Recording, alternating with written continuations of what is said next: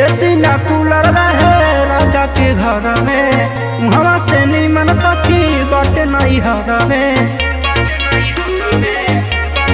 हाँ, एसी ना कूलर रहे राजा के घर में, वहाँ से निमन सखी बाटे नहीं हर में। बेधला से आइल जब गाना मियाना, हाँ गाना मियाना, टप टप चुए लागल चोली से पसीनावा, लस लस हो गई पलंगियाना।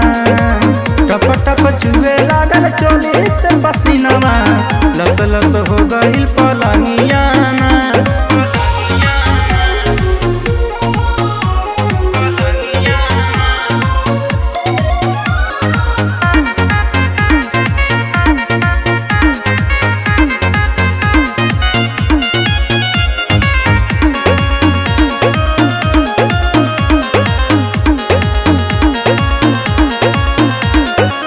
गरम शरीर दूजे गरमी के दिनवा, भैली परेशान सारी रातिया हैरान।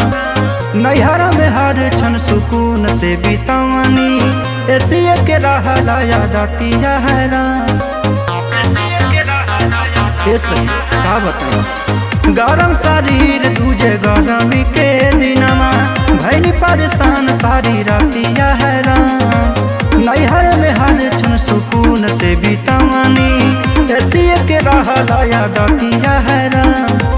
तम करे दूसरे जवानियाना, हाँ जवानियाना, टप टप चुए लागल चोली से पसीनावा, लस लस हो गई पलंगियाना। टप टप चुए लागल चोली से पसीनावा, लस लस हो गई पलंगियाना।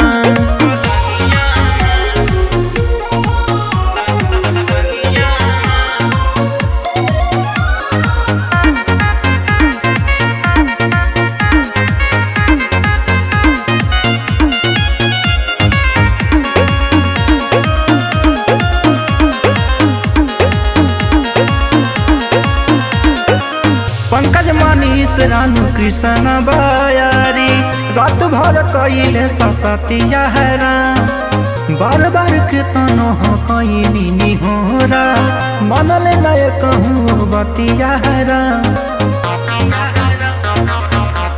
अरे हो सखी पंकज मनीष रानू कृष्ण बयारी, रात भर कइले ससतिया हैरान। बार बार के तनो हो कइनी निहोरा, मनले नय कहूँ बतिया हैरान।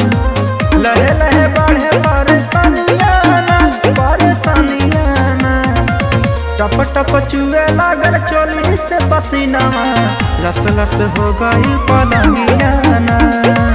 टप टप चुए लागल चोली से पसीनावा,